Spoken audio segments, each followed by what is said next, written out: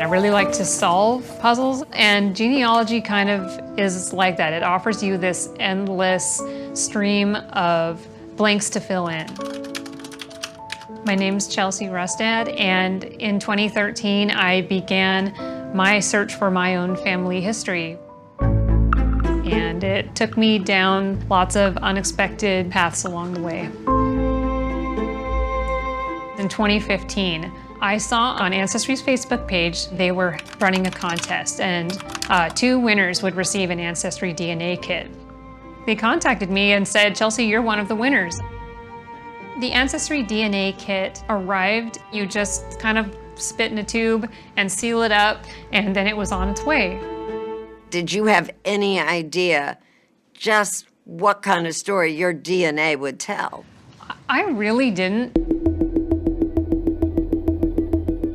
I was a genealogy hobbyist, like millions of other people in the United States. I kind of accidentally fell into it. I'm Cece Moore, and I'm an investigative genetic genealogist, and that means I use DNA to try to help law enforcement find violent criminals. When the Golden State Killer suspect was identified through investigative genetic genealogy, there were many people who said this wasn't a tool that would be used commonly in law enforcement, and I wanted to prove them wrong. And genetic genealogy has exposed a lot of secrets that people had hoped would remain secret. Yes, oftentimes it's someone's deepest, darkest secret. All I'm thinking is, oh, it's gonna confirm my ethnic background, and maybe I'll get to connect with some cousins. I was excited. I was just really optimistic about, like, maybe it will uncover something cool. A young Canadian couple takes a road trip from Vancouver Island to Seattle in November 1987. 18-year-old Tanya Van Kylenborg and her 20-year-old boyfriend, Jay Cook, headed disappeared during a round trip from Victoria. Skagit County has the first half of this puzzling case. In May of 2018, I got a knock on the door, and it was 2 investigators from Skagit County. And I was so confused. What are they investigating? The murder of 18-year-old Tanya Van Kylenborg. Her body was found in a ditch near the town of... Her boyfriend, Jay Cook, dead too. His body found near Monroe a few days later. Strangled with some kind of ligature. They let me know that they are investigating a family member of mine for murder. A double homicide from 1987. This was a person who was in my family tree. Did that name appear on any of the suspects' lists? No, that name had never been across my desk, ever. Without genetic genealogy, would we know who killed Tanya and Jay? No. I know that my DNA played a big part of that. It's been a learning curve. This was all brand new. It's the web of matches. It's putting those puzzle pieces together little by little.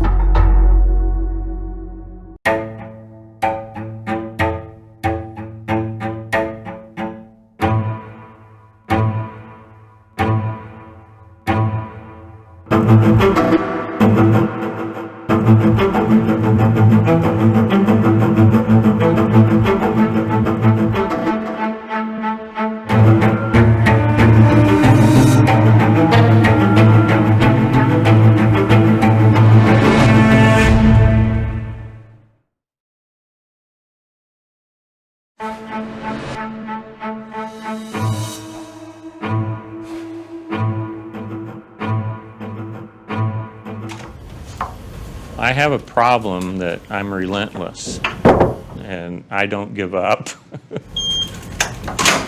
There may be no more dogged investigator than Snohomish County cold case detective Jim Sharp, especially when it came to the murders of Tanya Van Kylenborg and Jay Cook. It was probably the most horrendous unsolved case that we had. Tanya Van Kylenborg was an 18-year-old girl. She just graduated from high school. She was in a new relationship with Jay Cook. On November 18, 1987, the young couple left British Columbia in Jay's parents' van, heading for Seattle, Washington. Jay was going to go to Jen's Co-Heating in Seattle to pick up some furnace parts for his dad. They planned to sleep in the van near the store and drive back to Canada the next day. So when they didn't show up that evening, the families became concerned. We just had no idea where they might be or what might have transpired. Tanya's big brother John was at college when he got a call from his worried father.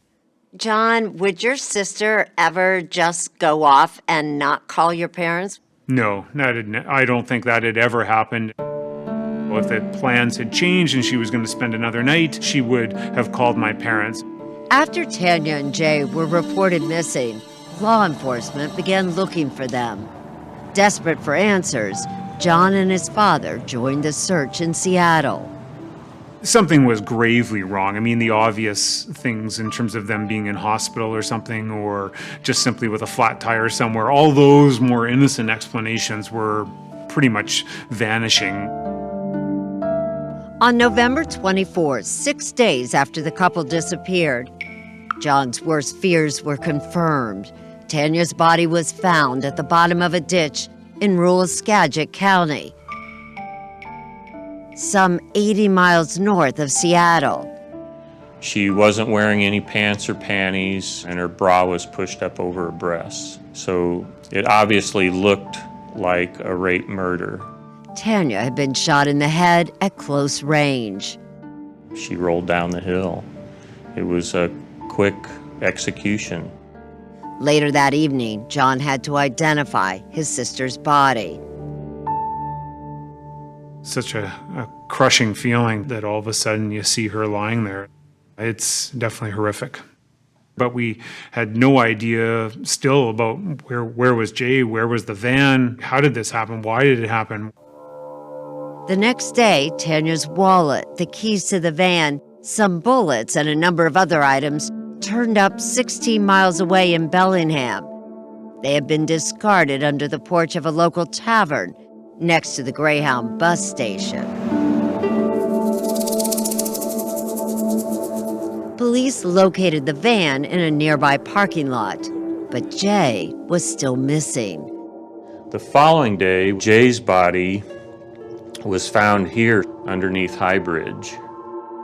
He was about 70 miles south of where Tanya had been found. It was a horrible scene. Her 20-year-old boyfriend had been strangled, a pack of cigarettes stuffed down his throat. What did most investigators think about this killer? I mean, who does something like this? Right, that was the big question. This was a person who was a real predator, and it was believed at the time that it was probably a serial killer or an ex-convict. But finding that predator would be challenging. Investigators and forensic scientists had 4 crime scenes scattered over 3 counties, but few clues. A bullet casing found on the hillside near Tanya's body matched those bullets collected at the tavern in Bellingham, but a gun was never found. This surgical glove was discovered under the porch. Investigators believe the killer wore it to avoid leaving fingerprints, but he may have been careless. There was a palm print on the back of the van that they believed hopefully belonged to the suspect. Inside the van, they found what would ultimately be the most important piece of evidence: the black pants Tanya had been wearing. They found that there was semen on Tanya's pants, and when they examined the semen, they learned that it couldn't be left from Jay. The sample matched the DNA found inside Tanya's body and would later be known as Individual A. But the only evidence that connected all 4 crime scenes, these plastic zip ties found near Tanya and Jay's bodies, under the porch, and inside the van. According to Detective Sharp, they were part of the killer's rape murder kit. This was a predator that was hunting for a victim that he wanted to rape. And maybe in his mind, he decided that he was going to kill him too. They were 2 mild-mannered, soft-spoken kids. They weren't out to pick a fight with anyone. I mean, both families were just so devastated. Hoping to find the killer, Tanya's family offered a $50,000 reward for information. Tips came in, but none panned out. The police, to their credit, were trying to chase down every sort of theory. Over the years, the theories and false leads would grow, and more than 200 names would fill the case file. Some were convicted felons, and then there was Charles Sinclair. He was believed to be a serial killer across the western United States. There was also an anonymous writer who sent threatening letters to Jay and Tanya's families, claiming to be the killer. Yeah, it's just unfathomable to think that, somebody not only had done these murders, but then was going to continue taunting the families with these letters. But every suspect's DNA was compared to individual A's profile, and none matched. The goal was to try to figure out who did this semen sample belong to. Lisa Collins, a forensic scientist with the Washington State Patrol, uploaded individual A's profile to CODIS, the FBI's National Offender Database. As the years went by, just complete silence. It's disheartening. You just are afraid that this might be one of those cases that's never going to be solved. And then, more than 30 years after Tanya and Jay were killed, there's a break in the case. I was skeptical. I was hopeful, but I was skeptical. And I'm a believer now.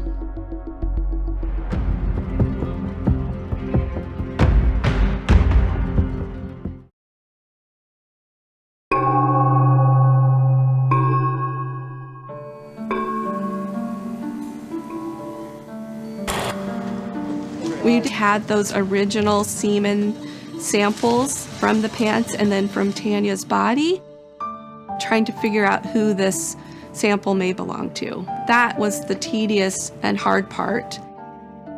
The man police believe killed Tanya Van Cuylenborg and Jay Cook left behind a forensic calling card, says Lisa Collins, but still managed to elude capture for years.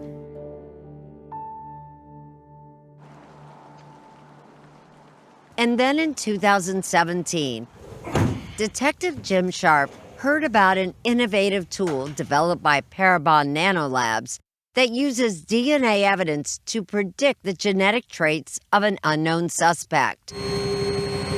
It's called snapshot phenotyping. They gather all that information and they end up making a snapshot of what an individual with all those traits might look similar to. Parabon was hired to use individual A's DNA to create this composite sketch, which gave Sharp some clues as to what the suspect could look like at the ages of 25, 45, and 65. But he still didn't have a name. Investigators in California say DNA evidence led them to one of the country's most notorious serial killers. And then in 2018, a stunning arrest in California opened new doors for law enforcement. The so-called Golden State Killer. The man responsible for numerous rapes and murders was finally apprehended after 43 years using genetic genealogy. Did a little light bulb go over your head at that moment? Oh yeah, big light bulb. The Golden State Killer's DNA had been uploaded to GEDmatch, a genetic database that allows users of various consumer test kits to share and compare their DNA. This is fantastic. I need to get on this. Parabon agreed to upload individual A's DNA to GEDmatch and called in genetic genealogist Cece Moore. She's known for her work on the PBS show Finding Your Roots. So then what did you do? DNA. So all we have is DNA. We're going to turn to And the she's DNA famed see for if we're skills at mapping family trees. But this was her first criminal case. I had had a lot of doubts whether this was the right thing for me to do, and I finally made the decision, okay, I'm going to do this. But a lot was riding on that case. It was a case she had been following for years and felt a personal connection to.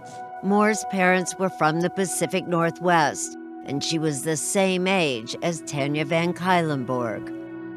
She was killed right when I was graduating high school and going on to college, and my life was just really beginning, and hers ended so tragically. And so I think it always stuck with me.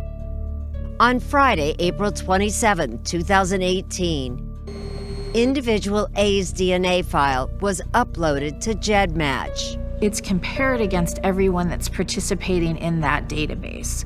And so what they're looking for are long segments of identical DNA between two people.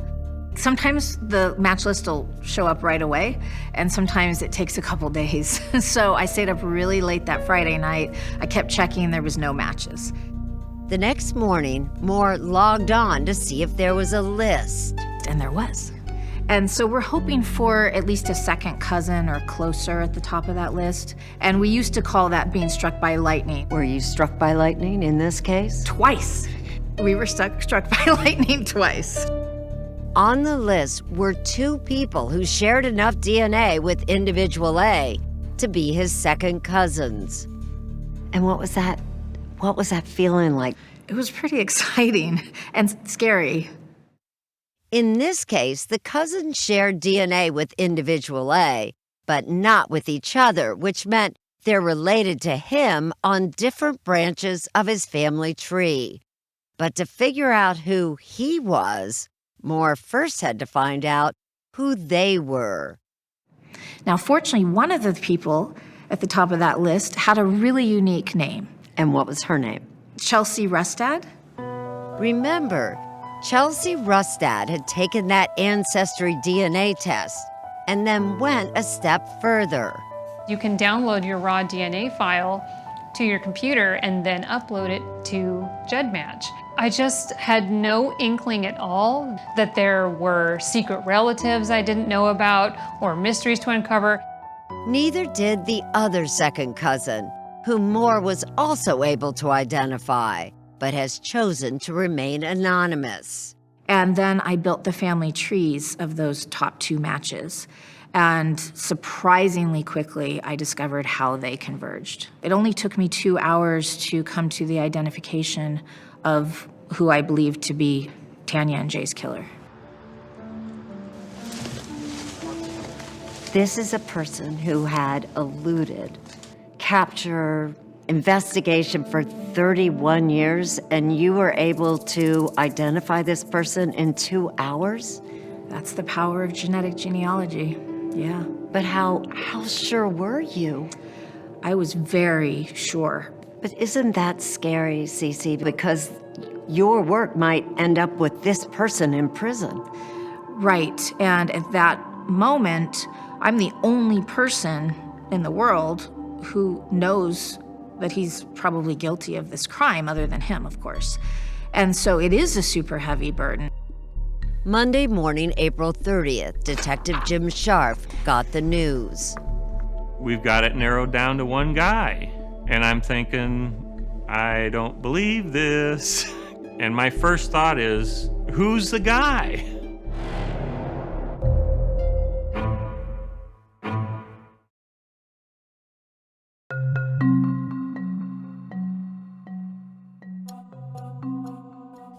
+30 years, dozens of dead ends, hundreds of false leads. And then in April 2018, Cece Moore got on a computer, and out of the billions of people on Earth identified through genetic genealogy, the one man she believed killed Jay Cook and Tanya Van Cuylenborg. Who was the person you identified? William Earl Talbot II. William Earl Talbot II. When Detective Jim Sharp heard the name, he ran it through the system and was surprised to learn that Talbot had no felony convictions. It was a new name that we'd never heard of before. But it was sure nice when we found out that he only lived 7 miles from the bridge where Jay's body was found. Sharp also learned that in 1987, Talbot, 24 at the time, worked as a delivery driver and made stops near where Jay and Tanya were headed to pick up that furnace part, and says that Talbot was fired a few months before the murders. So it makes sense that he was down in that area prowling around and probably ran into Jay and Tanya. But Scharf needed more than old work records and genetic genealogy. It's really just a tip. It's an investigative lead. To make an arrest, Scharf needed to be sure that the DNA left at the crime scene by the man they knew only as Individual A matched William Talbot's. So somehow Scharf had to obtain a fresh DNA sample from Talbot himself. We were going to follow him until he dropped or threw away anything that had touched his mouth, because we wanted his saliva on it as the best type of DNA source. Investigators learned Talbot now drove a semi, and they began tailing his truck. One day, about a week later, they watched as Talbot stopped at a red light and opened the truck door. The light changes to green, he slams the door and drives away, and there's a white paper cup laying on the street. It's blowing around in the wind. So they jump out, they go over and they collect the cup and they call me. Scharf rushed the paper cup to forensic scientist Lisa Collins with the Washington State Patrol. They wanted me to test this cup and just see if I could get a DNA profile from it. Scharf left the cup at the lab to await the results. Cece Moore had already begun searching for Talbot online and quickly found his sisters and father on social media. I couldn't find hardly anything about him. No marriages. I could find very little footprint online at all. And that was a little unusual. Years earlier, someone else who knew nothing about the investigation had made a similar search, Chelsea Rustad. In 2013, long before she submitted her DNA to any websites, Chelsea Googled her grandpa's sister Blanche and found a lot of information online. Her daughter was Patty Talbot, and Patty had 3 daughters and 1 son, and the son was William Earl Talbot II. These were Chelsea's second cousins, the Talbots. Chelsea friended 2 of the sisters on Facebook, but their brother William was a mystery. This guy was just kind of a question mark, off the grid. Chelsea figured William was estranged from his family, but didn't give it much thought, even after she uploaded her DNA to Ancestry.com and then GEDmatch. So she was stunned that day in 2018 when those investigators showed up on her doorstep and asked to see her research. And I'm just kind of like, wait, you're saying one of my family members is connected to a murder, and they're saying, yeah, it's from 1987, and the person of interest is William Earl Talbot. And I'm just kind of grasping the scope of this and, sickened thinking about it. The investigators wanted to know her impression of William Talbot. I told them my theory that I think he's estranged. Detective Scharf got more details from Talbot's friends and family. He had a history of anger and violence when he was younger. He was a really angry kid. In audio-taped interviews with Talbot's sisters, Scharf learned William's troubles began when he was 11 and his father was seriously hurt in a motorcycle accident. The sisters say William began to lash out. He beat me up, broke my tailbone. I had to go to the hospital. Another sister says William hurt her too. Still, she said she didn't think he was capable of murder. Yeah, he could be a bonehead, but not to the point of attacking or killing somebody, no. But would the DNA on the paper cup tell a different story? That was on Detective Scharf's mind when he returned to the police lab and Lisa Collins shared the results of her testing. I said, the profile from the cup matches Individual A. It was just an amazing moment. Yeah. What did that feel like, Jim? I got tears in my eyes. I'm like, I can't believe it. It's so emotional. And then I'm like, yeah, we got him. And so on May 17, 2018, nearly 31 years after two carefree teenagers set out on a road trip and never returned, Detective Sharp arrested William Talbot. And he says, John, we've got him. Sharp called Tanya's brother John right away, saying that at long last, individual A was in handcuffs. Yeah, I mean, that's when it really sent a chill down my spine. It was pretty overwhelming to think that it had all culminated in that moment right there, 31 years later. The next day, William Talbot was charged with Tanya's murder. Charges for Jay's murder soon followed. Jay's sister spoke at a press conference. It's hard to put into words this feeling of relief, of joy, of great sorrow that this arrest brings. Jay's mom said the moment was bittersweet. On one hand, we're close to closure, and on the other, we're still at a loss. And I don't have my only son, Jay. Detective Sharp told the group he was grateful for breakthroughs in DNA technology.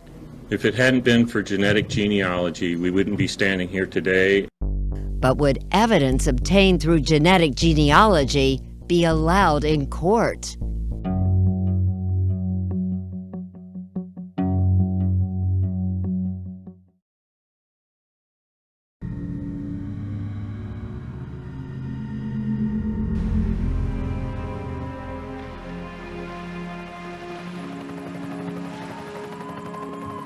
Okay, let's go. More than 3 decades had passed since those dark November days in 1987, when Jay and Tanya were found murdered. William Earl Talbot is now accused of killing. Now, with William Talbot's arrest, Tanya's brother, John Van Cuylenborg, was finally able to face the man suspected of his sister's murder. And what did you think the first time you saw him? You just reviled. I mean, it's hard to control your emotions. Talbot pleaded not guilty to 2 counts of aggravated murder.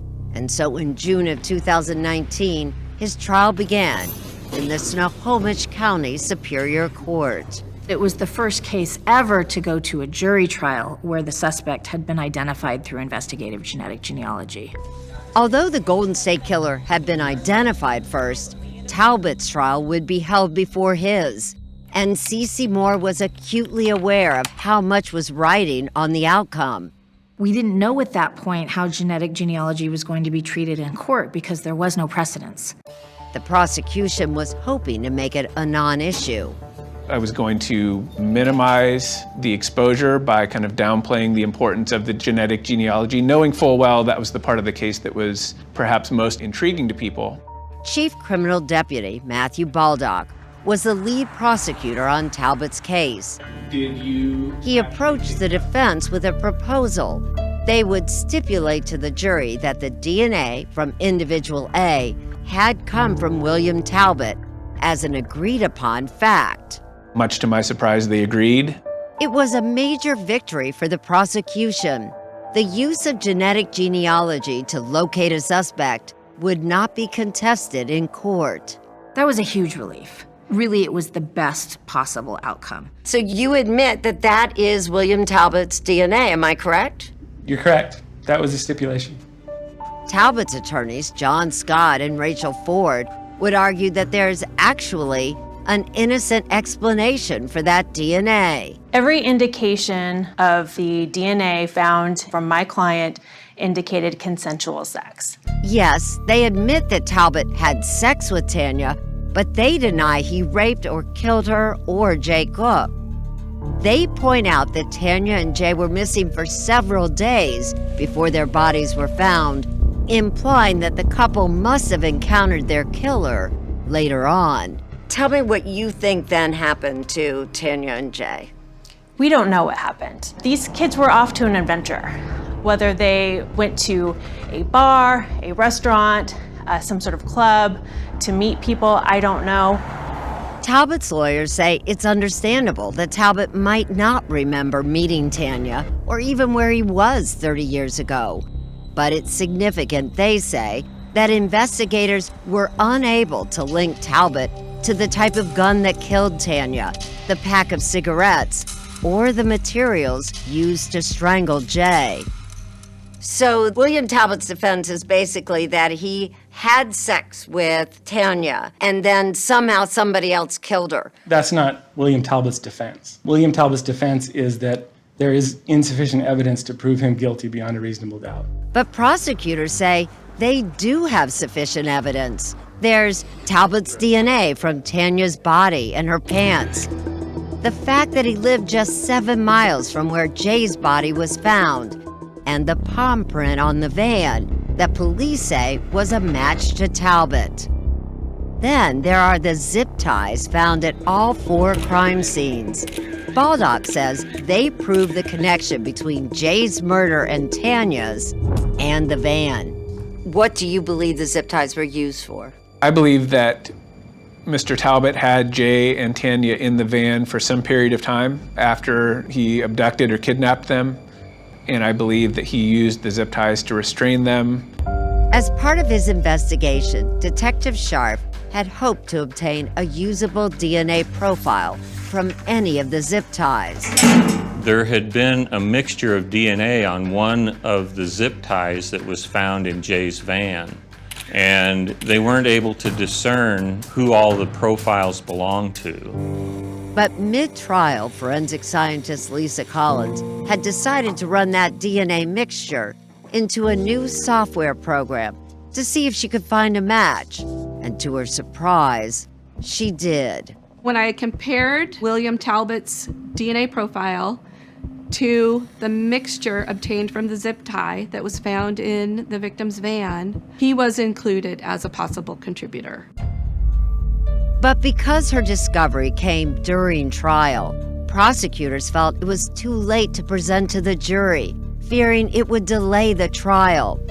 Talbot elected not to take the stand, and his lawyers were hopeful that the jury would agree there was not enough evidence to prove him guilty. In their closing arguments, the defense told the jury that police were unreasonably focused on the DNA. They never stopped to consider that perhaps the person who left the DNA was not the murderer. Attorney Ford argued that Detective Jim Sharp had tunnel vision. Is it at all possible that, yes, that was William Talbot's DNA, but he didn't kill either one of them? Is that possible? Sure. Is it reasonable? No. She was found without her pants or underwear. So just practically speaking, is the claim that Mr. Talbot had consensual sex with her and then she got dressed and the person who ultimately killed her undressed her? Baldock says the only reasonable theory is that Talbot had overpowered the couple with a plan of raping Tanya and then killed them both. He had zip ties, he had gloves, he had a firearm, he had ammunition. After a 2-week-long trial, the jury began to deliberate. But they didn't come back that first day, or the second. You realize this is really going to be the moment of truth.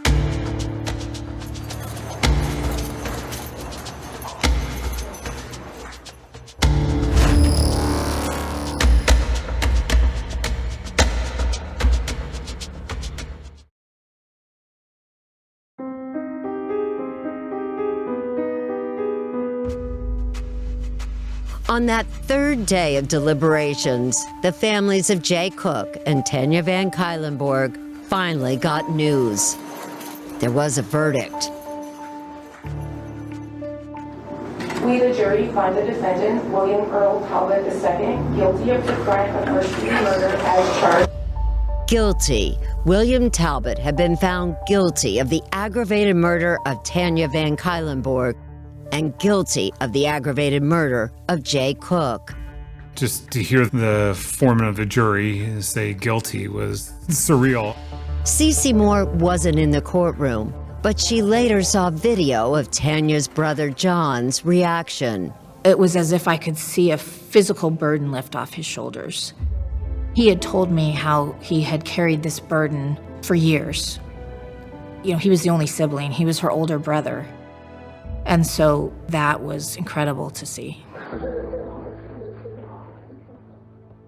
Chelsea Rustad had never spoken to either Jay or Tanya's family, but with their blessing, she decided to attend Talbot's sentencing, where she first met John. Chelsea. I was really nervous. He looked a little bit nervous as well.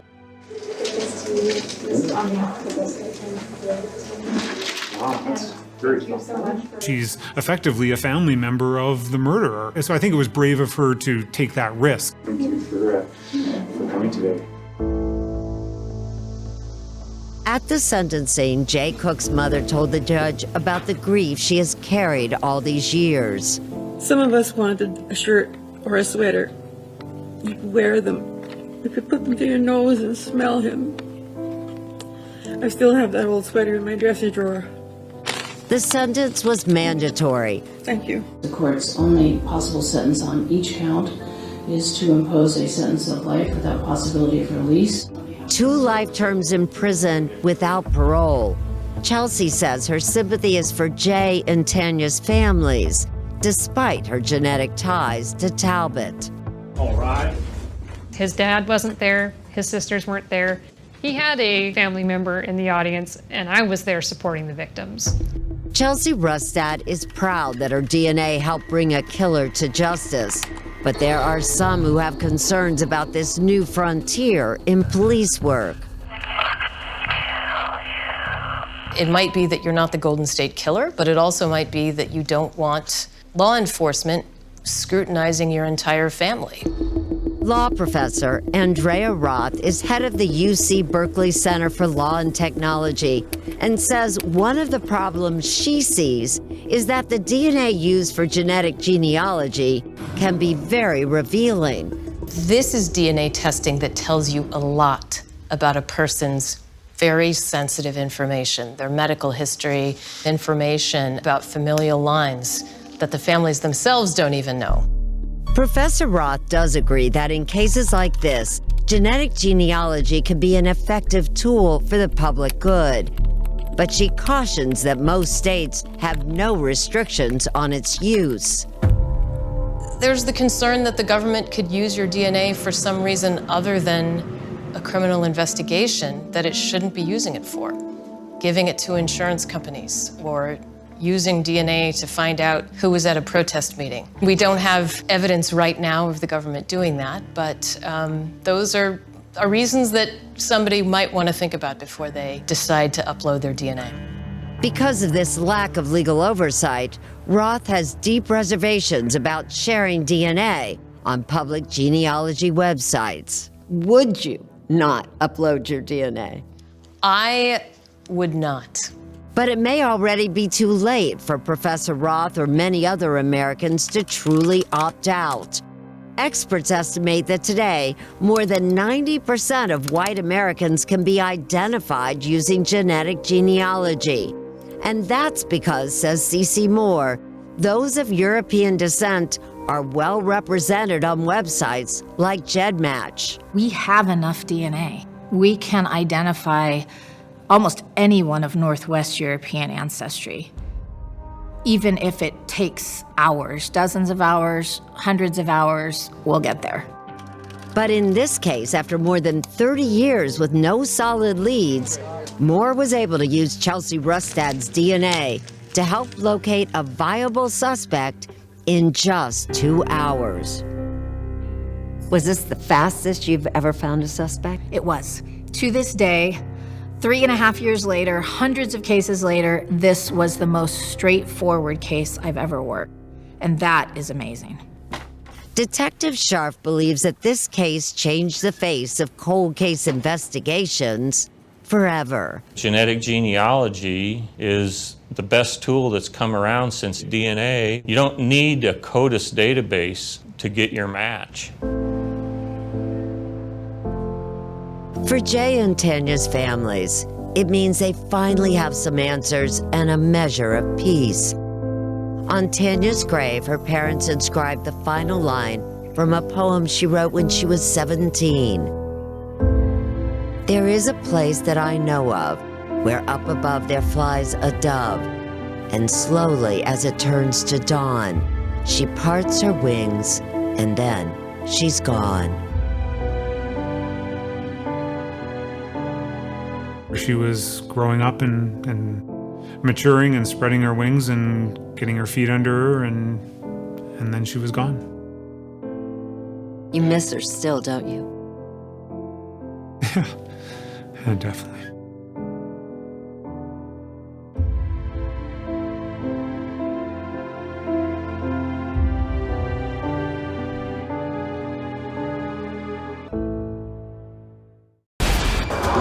"48 hours to miss it would be a crime." Were you at all prepared for what happened in this case?